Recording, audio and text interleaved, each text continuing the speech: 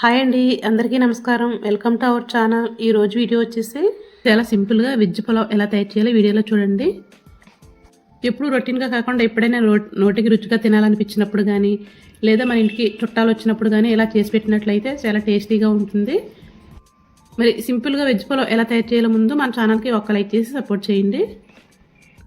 ముందుగా ఒక గ్లాస్ బాస్మతి రైస్ని తీసుకుని కడిగేసి పక్కన పెట్టుకుందాము. అంటే ఒక 300 గ్రాముల వరకు ఉంటాయి ఈ రైస్. ఒక గ్లాసు రైస్ తీసుకుని నానబెట్టక్కర్లేదు, ఎక్కువగా ఒకసారి కడిగి మనం ఇవన్నీ కట్ చేసుకుని ఉంచుకునే లోపు కొంచెం ఒక 5 నిమిషాలు నానితే సరిపోతుంది. అలాగే ఆలుగడ్డ కూడా కట్ చేసుకుని వాటర్లో వేసుకోవాలి, నల్లగా అవ్వకుండా ఉంటాయి. తర్వాత క్యారెట్లు కూడా ఒక అరకప్పు వరకు తీసుకోవాలి ఇలా కట్ చేసుకుని. అలాగే ఒక పెద్ద ఉల్లిపాయ, ఒక 4 పచ్చిమిర్చి కూడా కట్ చేసుకుని పెట్టుకుందాము. అలాగే ఒక అరకప్పు పైనే ఒక టమాటాలు బాగా పండిన టమాటాలు తీసుకోవాలి.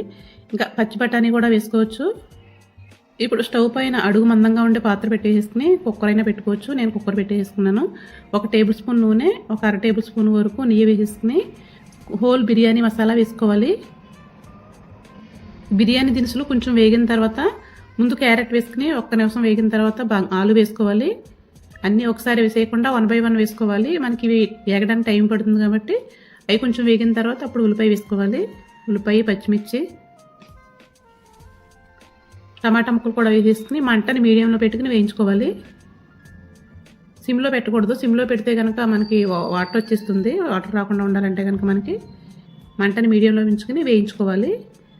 ఈ విధంగా వేగిన తర్వాత 1 టేబుల్ స్పూన్ వరకు అల్లం వెల్లుల్లి పేస్ట్ని వేసుకోవాలి.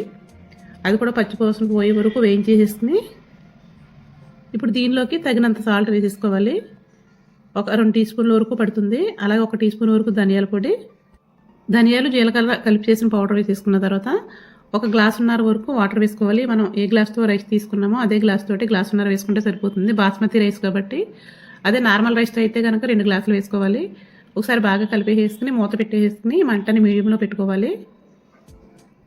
విజిల్స్ వేయించుకోవాలంటే కనుక హైలో 2 విజిల్స్ వేయించుకుంటే సరిపోద్ది. మంటని మీడియంలో పెట్టుకుంటే కనుక ఇలా మనకి పొడి పొడిగా వచ్చేస్తుంది అన్నమాట. ఒక 10 నిమిషాలు ఉడికేసరికి మనకి ఈ విధంగా వస్తుంది. మళ్ళీ మూత పెట్టేసుకుని కొంచెం మంటను సిమ్లో పెట్టేసుకుని ఇంకొక 10 నిమిషాలు ఉడికించుకోవాలి. మొత్తం వాటర్ అంతా తగ్గిపోయి మనకి ఉడికిపోతుంది. పర్ఫెక్ట్గా వచ్చేస్తుంది అన్నమాట. మనం నిదానంగా ఉడికించడం వల్ల రైస్ అంతా కూడా బాగా పొడవగా అవుతుంది. చూడండి, ఈ విధంగా పొడి పొడిగా వస్తుంది అన్నమాట. టేస్ట్ కూడా సూపర్ టేస్టీగా ఉంటుంది. ఇలా ట్రై చేసి చూడండి. లంచ్ బాక్సుల్లో కూడా ఈజీగా ఉంటుంది. కర్రీ ఏమి లేకుండా కూడా తినేయచ్చు దీన్ని. మోర్ వీడియోస్ కోసం please subscribe. Thank you for watching.